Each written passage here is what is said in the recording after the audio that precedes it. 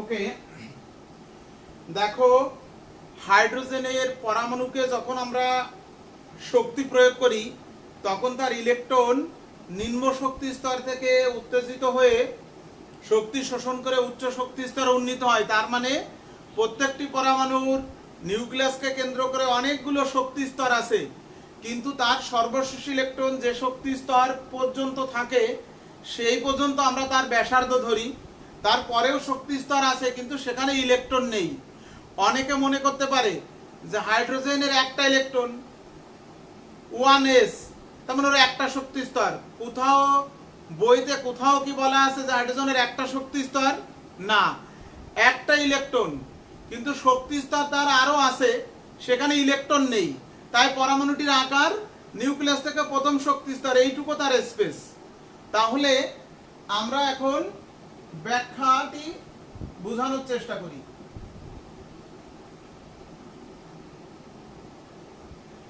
একটি বায়ুশূন্য পাত্র, কাঁচের পাত্র, এই বায়ুশূন্য পাত্রে হাইড্রোজেন পরমাণু, তুমি যদি বলো স্যার হাইড্রোজেন দ্বিপরমাণু উপঅণু, ওকে শক্তি প্রয়োগ করলে প্রথমে বন্ধন ভেঙে পরমাণুতে পরিণত হবে।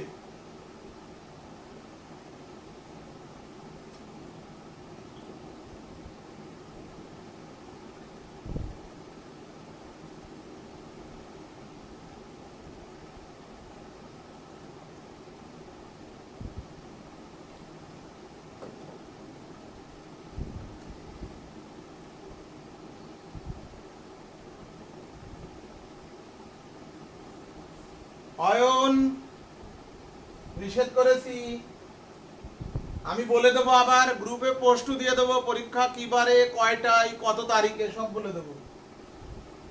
অঙ্কিতা ঘোষ, অঙ্কি, সকাল 7টার ক্লাসে ছিলে না, আগামী দিন তো সকাল 7টার ক্লাসে না থাকলে ওই গ্রুপ থেকে বাদ দিয়ে দেবো কিন্তু।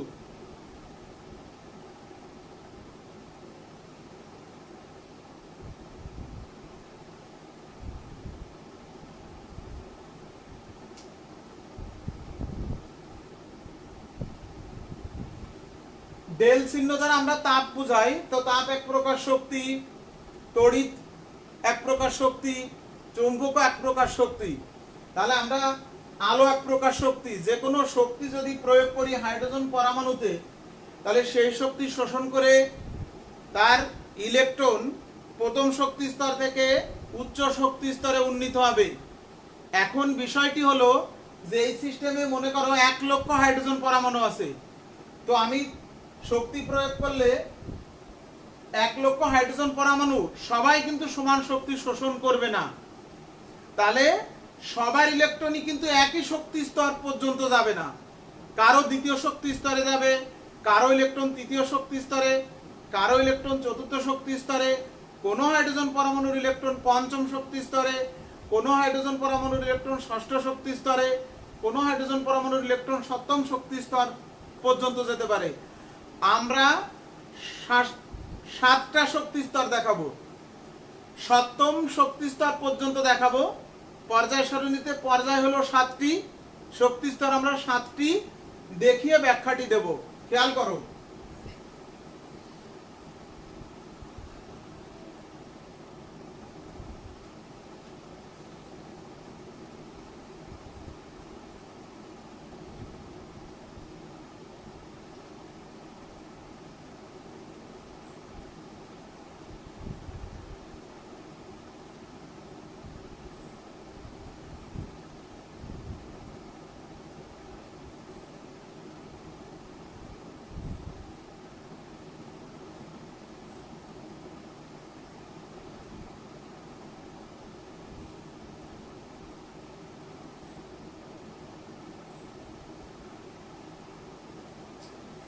নিউক্লিয়াসকে কেন্দ্র করে 7টা শক্তি স্তর দেখিয়েছি। তো ইলেকট্রন প্রথম শক্তি স্তরে ছিল। এখন মনে করো আমি আঁকছি কিন্তু একটা পরমাণুর স্ট্রাকচার, সেখানে এর অবজারভেশনটা হবে 1 লক্ষ পরমাণুর ক্ষেত্রে আমি ব্যাখ্যাটি দেব।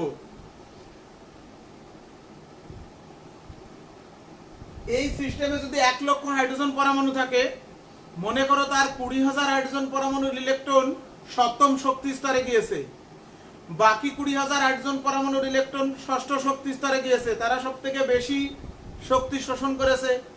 বেশি শক্তি শোষণ করায় তার ইলেকট্রন ষষ্ঠ সপ্তম শক্তি স্তর পর্যন্ত গিয়েছে। 15,000 পরমাণুর ইলেকট্রন পঞ্চম শক্তি স্তর পর্যন্ত গিয়েছে। আর 15,000 পরমাণুর ইলেকট্রন চতুর্থ শক্তি স্তর পর্যন্ত গিয়েছে। আর 15,000 পরমাণুর ইলেকট্রন তৃতীয় শক্তি স্তরে গিয়েছে। আর 15,000 পরমাণুর ইলেকট্রন দ্বিতীয় শক্তি স্তরে গিয়েছে। বোঝানোর জন্য আমি বলছি যে 1 লক্ষ হাইড্রোজেন পরমাণু 20,000 পরমাণু সপ্তম শক্তি স্তরে ইলেকট্রন উন্নীত হয়েছে, মানে অনেক বেশি শক্তি তারা শোষণ করেছে। এই সিস্টেমের সব হাইড্রোজেন পরমাণু সমান শক্তি শোষণ করবে না। যারাই বেশি শক্তি শোষণ করবে তাদের ইলেকট্রনই সর্বোচ্চ দূরে যাবে আর কি। এখন আমি শক্তির উৎস সরিয়ে নিলাম। এই শক্তির উৎস সরিয়ে নিলে ইলেকট্রন যেখানেই গিয়েছিল ওখান থেকে তাই ফিরে আসবে তার ভিত্তি স্তরে, অর্থাৎ প্রথম শক্তি স্তরে সবাই আবার ফিরে আসবে। আর তখন একটি নির্দিষ্ট তরঙ্গদৈর্ঘ্যের আলো বিকিরণ করবে, যে বিকীর্ণ বর্ণালীতে আমাদের চোখে একটা গোলাপি বর্ণের ব্যান্ড আমরা দেখতে পাই। কিন্তু বাস্তবে এই বিকিরণ বর্ণালীটিকে যদি আমরা খুব সূক্ষ্মভাবে বিশ্লেষণ করি, 1 সেকেন্ডের কয়েক লক্ষ ভাগ 1 ভাগ সময়ে আমরা 1 সেকেন্ডের কয়েক লক্ষ ভাগের 1 ভাগ সময়ে যদি আমরা এটাকে বিবেচনা করি, যেটা আমাদের চোখ কাউন্ট করতে পারবে না, এটা পারবে স্পেকট্রোফটোমিটার, বর্ণালী মাপন যন্ত্র। সেই যন্ত্রে যদি আমরা এটা পরীক্ষা করি তাহলে সেখানে যে বিষয়টি ধরা পড়ে সেটা হলো, আমি শক্তির উৎস সরিয়ে নিলাম, অ্যাট দ্য মোমেন্ট এই যে 1 লক্ষ পরমাণু যারা উত্তেজিত হয়ে তাদের ইলেকট্রন বিভিন্ন শক্তি স্তরে উন্নীত হয়েছিল, শক্তির উৎস সরিয়ে নিলে সব ইলেকট্রনই প্রথম শক্তি স্তরে ফিরে আসবে। কিন্তু অ্যাট দ্য মোমেন্ট এক্ষুনি 1 সেকেন্ডের কয়েক লক্ষ ভাগের 1 ভাগ সময়ে সবাই কিন্তু একবারে প্রথম শক্তি স্তরে ফিরে আসতে পারে না। সব জায়গা থেকে কিছু পরমাণুর প্রথম শক্তি স্তরে ফিরে আসে, সব শক্তি স্তর থেকে কিছু পরমাণু দ্বিতীয় শক্তি স্তরে ফিরে আসে, সব শক্তি স্তর থেকে কিছু পরমাণু তৃতীয় শক্তি স্তরে ফিরে আসে। এই দ্বিতীয় তৃতীয় ফিরে আসলে ওখানে বসে থাকবে না, এক্ষুনি আবার প্রথমে চলে আসবে। তাহলে আমি ওইটা একটু এঁকে দেখাই, পরে আবার বুঝাবো।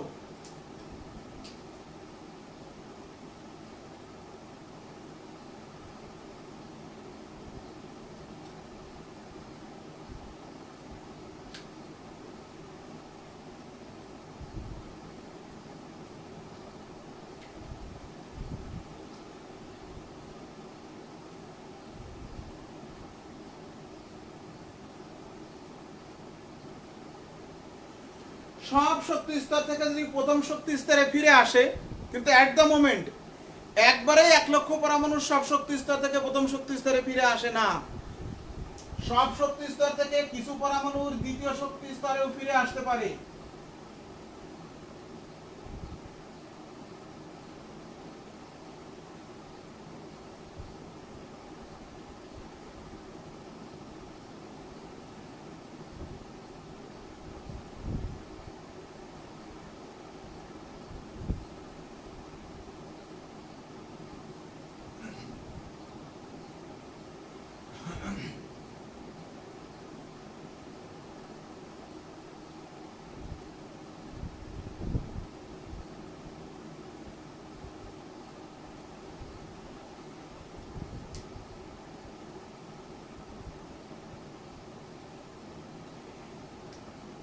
এই যে শক্তির উৎস সরিয়ে নিলে 1 লক্ষ পরমাণুর মধ্যে দেখা যাচ্ছে যে 15,000 পরমাণুর সব শক্তি স্তর থেকে একবারেই প্রথম শক্তি স্তরে ফিরে আসতে, অ্যাট দ্য মোমেন্ট ওই সময়ে আর 15,000 পরমাণু দেখা যাচ্ছে সব শক্তি স্তর থেকে দ্বিতীয় এসছে। এই দ্বিতীয় এসে ওখানে বসে থাকবে না, কিছুক্ষণ পরে আবার প্রথমে ফিরে আসবে। এই কিছুক্ষণ আমাদের চোখ কাউন্ট করতে পারে না, এটা 1 সেকেন্ডের কয়েক লক্ষ ভাগের 1 ভাগ সময়। আবার কিছু পরমাণুর সব শক্তি স্তর থেকে তৃতীয় আসে, কিছু পরমাণুর সব শক্তি স্তর থেকে দ্বিতীয় আসে, চতুর্থ আসে, কিছু পরমাণুর সব শক্তি স্তর থেকে পঞ্চমে আসে। এরা সবাই প্রথমে যাবে, কিন্তু সূক্ষ্মভাবে বিশ্লেষণ করলে এই বিভক্তিগুলো দেখা যায়। এইটা হলো সেই হাইড্রোজেন পরমাণুতে একটি ইলেকট্রন থাকা সত্ত্বেও তার বিকিরণ বর্ণালীতে অসংখ্য সূক্ষ্ম রেখার উৎপত্তির ব্যাখ্যা। এটাকে বলা হয় লাইম্যান সিরিজ।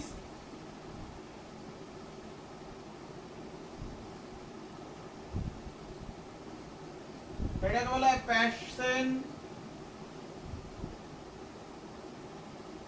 এটাকে বলা হয় ব্র্যাকেট,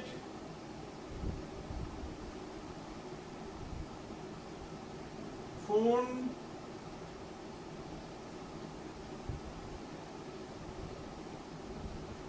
লাইম্যান, ও ভুল হয়েছে, লাইম্যান এটা হলো বামার, লাইম্যান এটা হলো Balmer series, Lyman Balmer Paschen Brackett Pfund. কোন কোন বইতে আরেকটা সিরিজ আছে, যদি 7 থেকে 6 ফিরে আসে, হামফ্রিজ।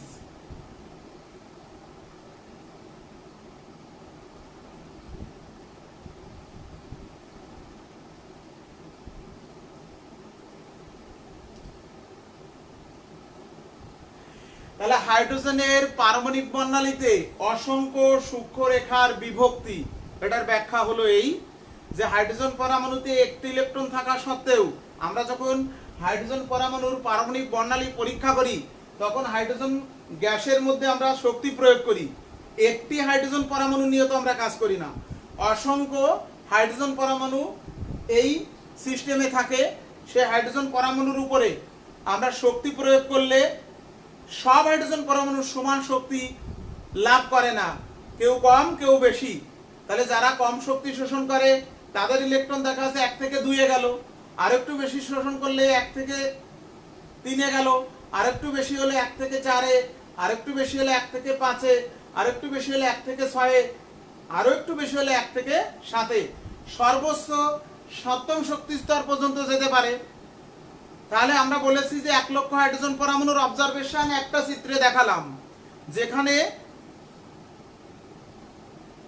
আমি বলেছিলাম যে মনে করো 20,000 পরমাণুর 7ম শক্তি স্তরে গেছে, আর 20,000 পরমাণুর 6ষ্ঠতে গিয়েছে, আর 15,000 পরমাণুর 5মে গিয়েছে, বাকি 15,000 পরমাণুর গিয়েছে 4র্থ, বাকি 15,000 পরমাণুর গিয়েছে 3য়, আর 15,000 পরমাণুর গেছে 2য়।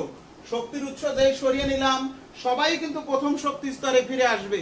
তো এট দা মোমেন্ট এক্ষুনি সূক্ষ্মভাবে যদি আমরা বিবেচনা করি, 1 সেকেন্ডের কয়েক লক্ষ ভাগের 1 ভাগ সময়ে যদি বিবেচনা করি তাহলে এরকম অনেকগুলো সূক্ষ্ম রেখা দেখা যায়। এর কারণ হলো এক্ষুনি সব শক্তি স্তর থেকে প্রথম শক্তি স্তরে 1 লক্ষ পরমাণুরই ফিরে আসে না। কিছু পরমাণুর সব শক্তি স্তর থেকে প্রথমে, কিছু পরমাণুর সব শক্তি স্তর থেকে 2য়, কিছু পরমাণুর সব শক্তি স্তর থেকে 3য়। এই যে 2য় 3য় আসলে ওখানে বসে থাকবে না, এক্ষুনি আবার প্রথমে চলে আসবে। আমরা চোখে যেটা দেখি প্রথম শক্তি স্তরে ফিরে আসে, তার জন্য একটা ব্যান্ড।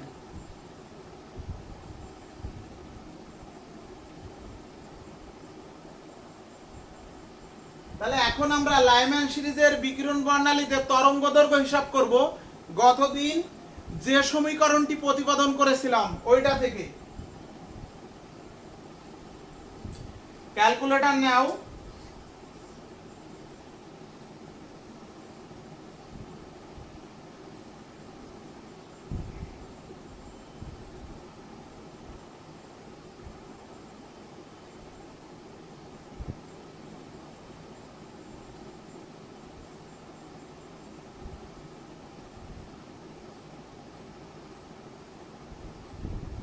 দেখো লাইম্যান সিরিজের 7 থেকেও 1-এ এসছে, আবার 2 থেকেও 1-এ এসছে।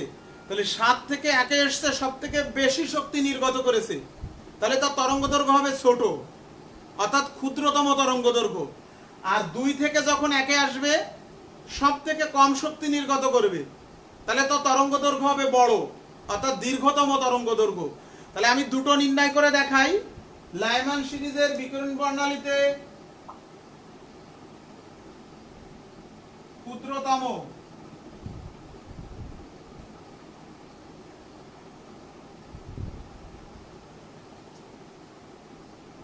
তরঙ্গ দৈর্ঘ্য হিসাব,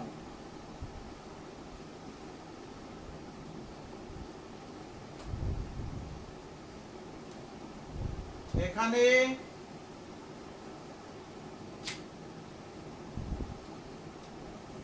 n1 equal to 1, n2 equal to 7,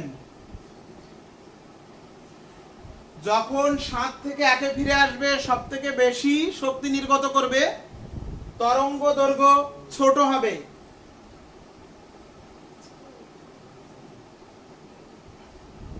এটা হলো নামগুলো দেওয়া আছে ব্যান্ডের নাম, এইগুলো আবিষ্কারকের নাম অনুসারে কি মিনিং অনুসারে নামগুলো হয়তো দেওয়া, লাইম্যান, বামার, পার্সেন, ব্রাকেট এবং ফুনসিজ, আর একটা হলো হামফ্রিজ। তাহলে এখন আমরা লাইম্যান সিরিজের বিকিরণ বর্ণালীতে ক্ষুদ্রতম তরঙ্গ দৈর্ঘ্য হিসাব করব। 1/λ equal to RAS 1/n1 square minus 1/n2 square. RAS, sorry, 1/1 square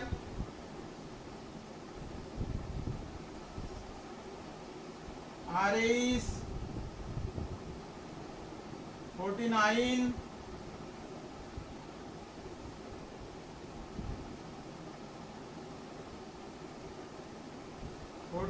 by, sorry, 49 by 48 RAS.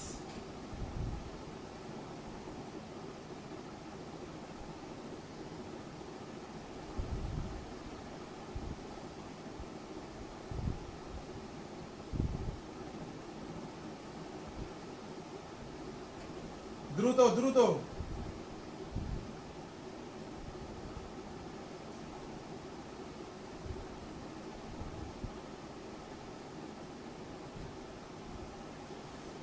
One by lambda, এবার ল্যামডা ইকুয়াল টু উল্টায় দিয়েছি 49 বাই আর ইজ 48। দ্রুত বলো ক্যালকুলেশন করে কত হয়েছে।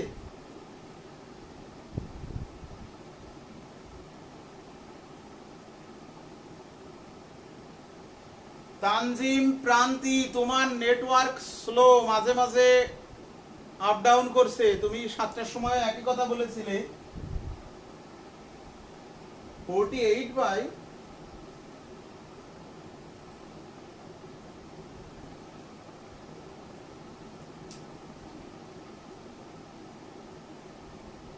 বেটা, ঠিক আছে।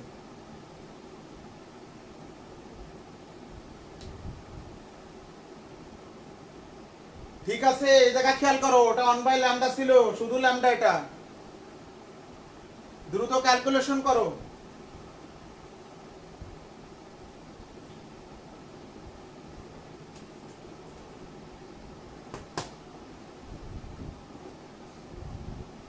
ঐন্দ্রিলা, ফাস্ট করতে হবে তো। 49 বাই 48 ভাগ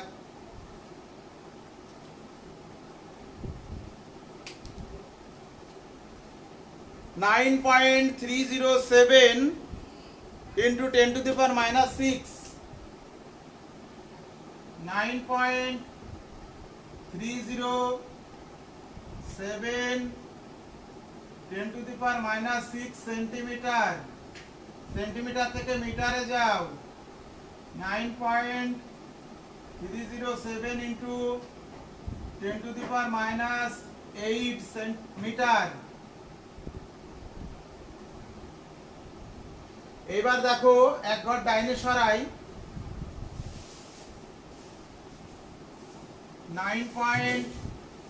এক ঘর ডাইনে সরাই 93.07 into 10 to the power minus 9 metre. এই যে 10 to the power minus 9 metre মানে 1 ন্যানোমিটার। তাহলে 93.07 ন্যানোমিটার। তাহলে এইটা হলো লাইম্যান সিরিজের বিকিরণ বর্ণালীতে ক্ষুদ্রতম তরঙ্গ দৈর্ঘ্যের মান। এটা অর্থাৎ সপ্তম শক্তি স্তর থেকে ইলেকট্রন প্রথম শক্তি স্তরে ফিরে আসলে 93 ন্যানোমিটার তরঙ্গ দৈর্ঘ্যের রশ্মি বিকিরণ করে। এটা দৃশ্যমান না অদৃশ্যমান?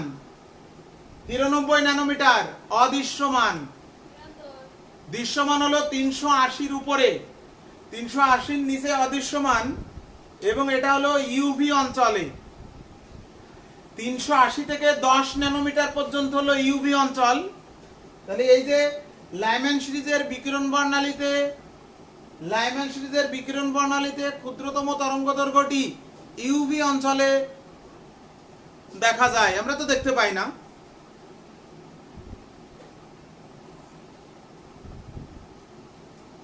Soumadipta, thank you.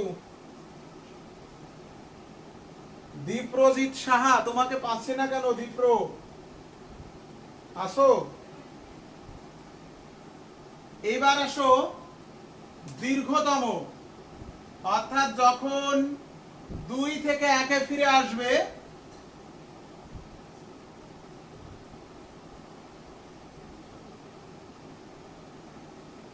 দীর্ঘতম তরঙ্গ দৈর্ঘ্য, অর্থাৎ n2 = 2। লাইম্যান সিরিজের বিকিরণ বর্ণালীতে দীর্ঘতম তরঙ্গ দৈর্ঘ্য অর্থাৎ 2 থেকে 1-এ ফিরে আসলে কম শক্তি নির্গত করবে, তরঙ্গ দৈর্ঘ্য বেশি হবে, বড় হবে।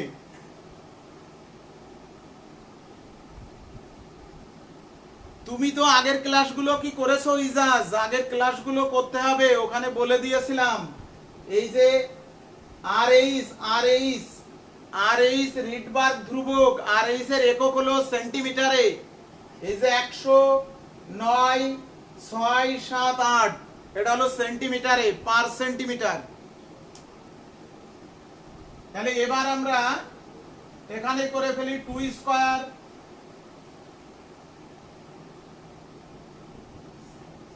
এই তাহলে এখানে হবে কত?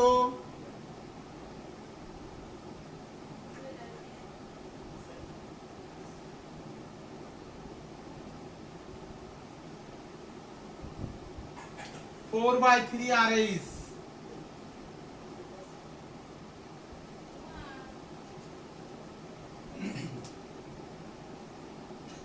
लैम्डा इक्वल टू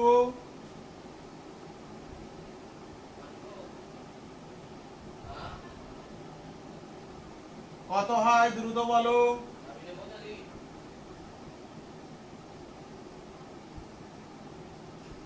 কত হয়েছে বলো?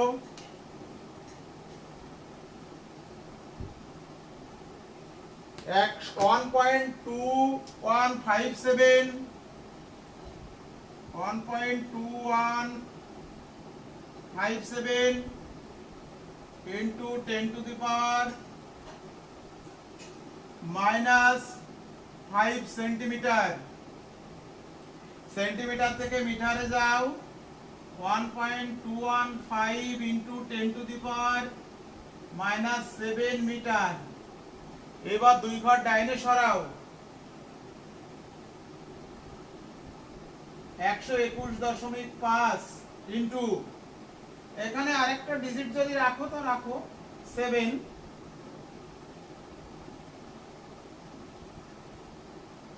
9 মিটার।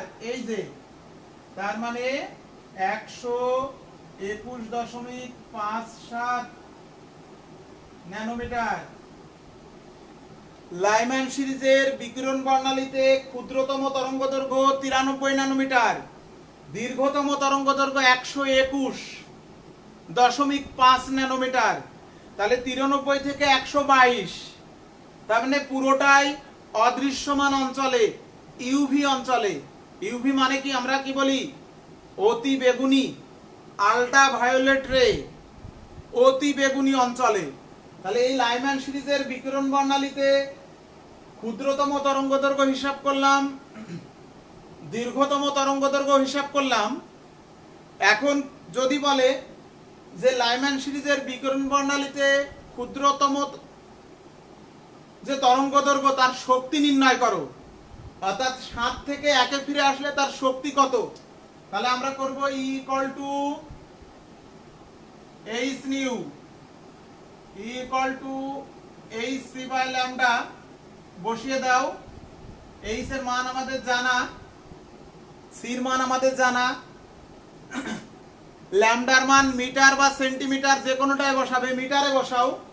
তাহলে এইচ এর মান আছে 6.626 into 10 to the power minus 34 joule, আর 3 ইনটু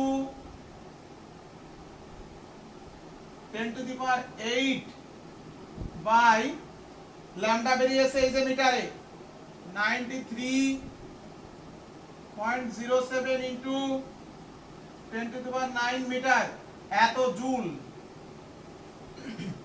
এত জুল শক্তি নির্গত করেছে। লাইম্যান সিরিজের বিকিরণ বর্ণালীতে ক্ষুদ্রতম তরঙ্গদৈর্ঘ্যের শক্তি, অর্থাৎ 7 থেকে 1 ফিরে আসলে বিকীর্ণ শক্তি E equal to H C by lambda. H এর মান জানা, এটা আমি কিসে বসালাম? জুলে, আর্গে না। যেহেতু আলোর বেগ 3 into 10 to the power minus 8, আর এটা বসালাম মিটারে।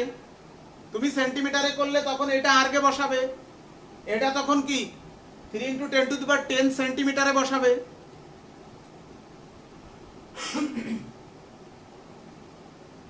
উৎস সাহা, দেখো প্রতিদিন একই কাজ হয়।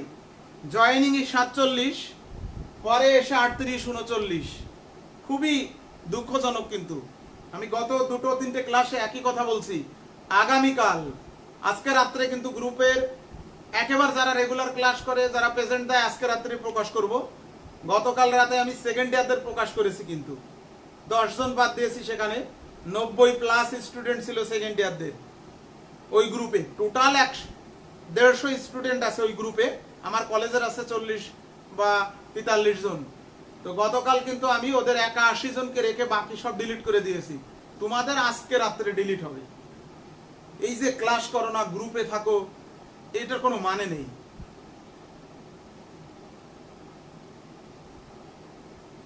এই যে কে করে দিয়েছে, যাই হোক,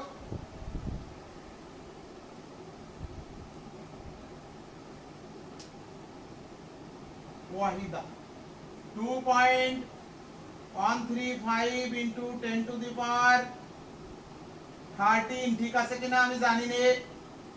এত জুল তোমরা করেছো, তোমরাই জানো। এইবার আসো, এখান থেকে কিছু কোশ্চেন আসে, তখন বুঝতে অসুবিধা হয়। লাইম্যান সিরিজের থার্ড লাইন, তৃতীয় রেখাটির তরঙ্গদৈর্ঘ্য, তৃতীয় রেখাটির শক্তি হিসাব করো। কোনটা তৃতীয় রেখা? 2 থেকে 1 প্রথম রেখা, 3 থেকে 1 দ্বিতীয় রেখা, 4 থেকে 1 এটা হলো থার্ড লাইন। এই যে 1 2 3 তৃতীয় থেকে প্রথমে আসছে, এটা হলো থার্ড লাইন। চতুর্থ লাইন হলো 1 2 3 4, পঞ্চম থেকে প্রথমে আসছে, এটা হলো ফোর্থ লাইন। এটা অনেক সময় আসে। সুমিত 10 তো পাওয়ার, হ্যাঁ রাইট, ওইটা ঠিক। আমি এই জন্য বললাম এখানে 18 হবে। Sumit Imran, thank you. এটা 18 হবে, ও তো করে দিয়েছে, আমি তাই লিখেছি। আমি বলেছিলাম যে আমি কিন্তু জানি না কত হবে। হ্যাঁ সৌমদীপ্ত, ঠিক আছে 18 হবে। ভুল লিখে ফেলেছে ও, বলেইছে লিখতে গিয়ে ভুল হয়েছে। ওকে,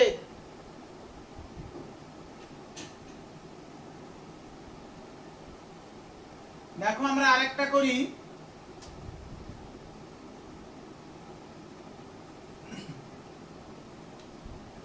বামার সিরিজের একটা করি, বাকিগুলো বাসায় করো। বামার সিরিজের ক্ষুদ্রতম দীর্ঘতমটা আগে করি। তার মানে বামার সিরিজ মানে সব জায়গা থেকে 2-এ ফিরে আসবে। তাহলে 3 থেকে যখন 2-এ আসবে সেটা হলো দীর্ঘতম তরঙ্গ দৈর্ঘ্য। তাহলে n1 = 2, n2 = 3।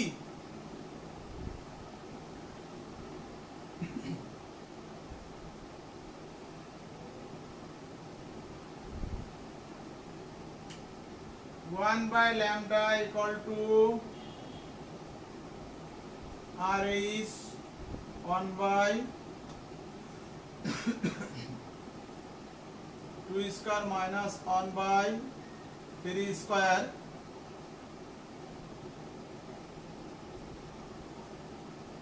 r is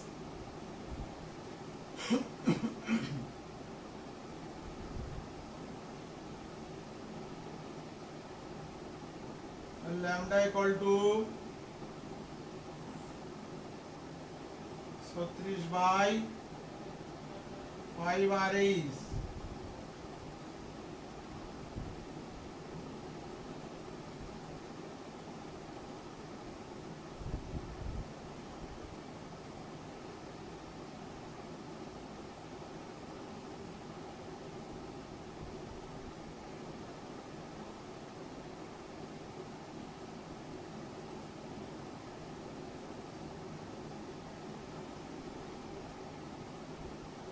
বলো কত হয়েছে এটা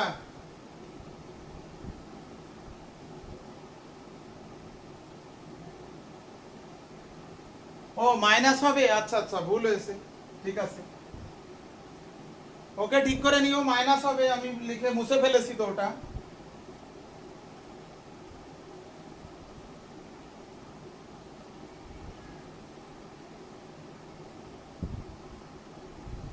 দেখো শামসুর রহমান আইডি তুমি মাইনাস লেখনি আমি এই জন্য বলেছি ক্যালকুলেশনটা যেই করবে সিনসিয়ারলি করো ভুল হলে আমি সেটা এখানে লিখছি সবাই সেই ভুল দেখছে এবার কমেন্ট শুরু হচ্ছে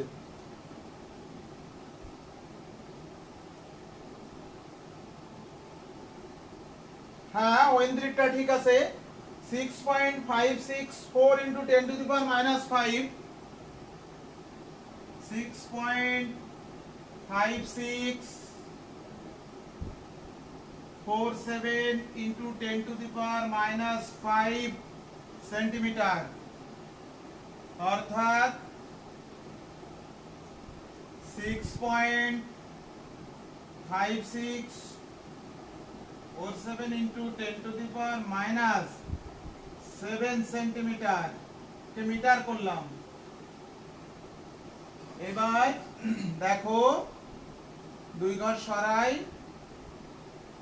65 না তো 56 ওকে ওকে ওকে এখানে 65 করে ফেলেছি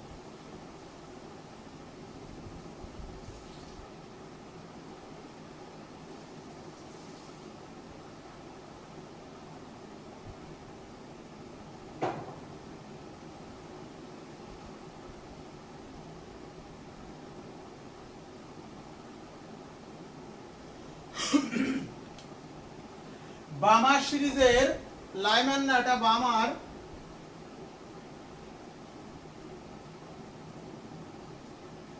বামার সিরিজের বিকিরণ বর্ণালীতে ক্ষুদ্রতম তরঙ্গদৈর্ঘ্য না দীর্ঘতম কোনটা দীর্ঘতম অর্থাৎ 3 থেকে 2 এ ফিরে আসছে তার তরঙ্গদৈর্ঘ্য হলো 656.47 ন্যানোমিটার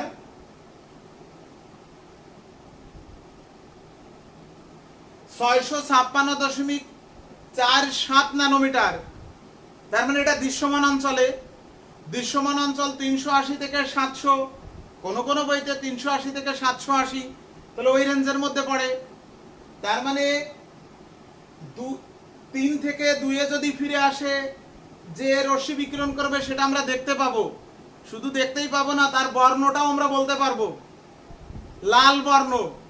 লাল বর্ণের তরঙ্গদৈর্ঘ্য কত 647 থেকে 646 এর উপরে গেলে লাল বর্ণ এইবার আসো বামার সিরিজে ক্ষুদ্রতম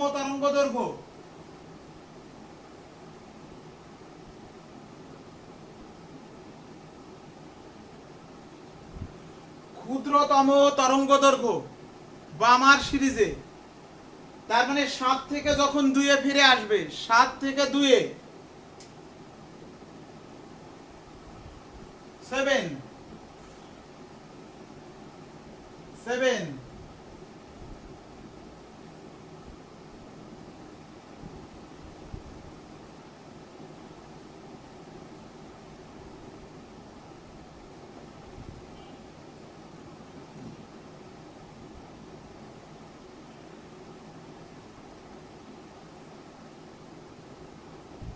দ্রুত করো।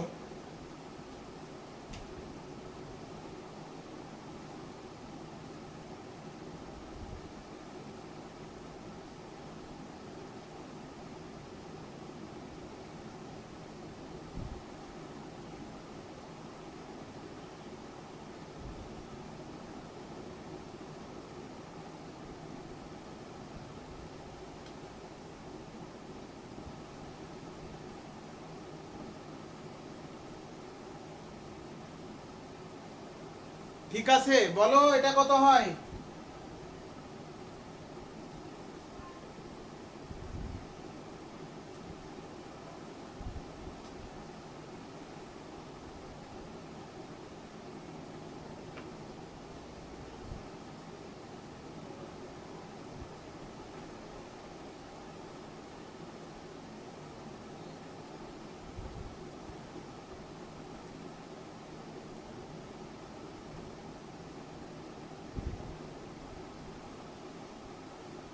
এ অয়ন মিত্র, মার খাবা।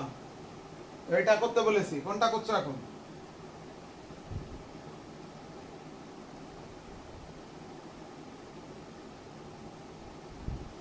(3.9712 into 10 to the power minus 5). 3.9712, okay Oindri, 3.9712 into 10 to the power minus 5 centimetre के मीटर करो। 39712 into 10 to the power minus 7 metre, দুই ঘর সরাও 397.12 10 to the power 9 মিটার, তার মানে 397.12 ন্যানোমিটার। লাইমান সিরিজের বিকিরণ বর্ণালীতে ক্ষুদ্রতম তরঙ্গদৈর্ঘ্য 397 ন্যানোমিটার। তাহলে যখন 7 থেকে 2 ফিরে আসবে, সরি 7 থেকে যখন 2 ফিরে আসবে 397 ন্যানোমিটারের তরঙ্গদৈর্ঘ্য বিকিরণ করবে। আবার যখন 3 থেকে 2 ফিরে আসবে 656 ন্যানোমিটার তরঙ্গদৈর্ঘ্যের আলো বিকিরণ করবে। দৃশ্যমান অঞ্চলের মধ্যেই পড়ে। 397 থেকে 656 এটা দৃশ্যমান অঞ্চলে। তাহলে বামার সিরিজের বিকিরণ বর্ণালী পুরোটাই দৃশ্যমান অঞ্চলে, যার ক্ষুদ্রতম তরঙ্গদৈর্ঘ্য 397, বর্ণ হলো বেগুনি, আর দীর্ঘতম তরঙ্গদৈর্ঘ্য 656, যার বর্ণ হলো লাল।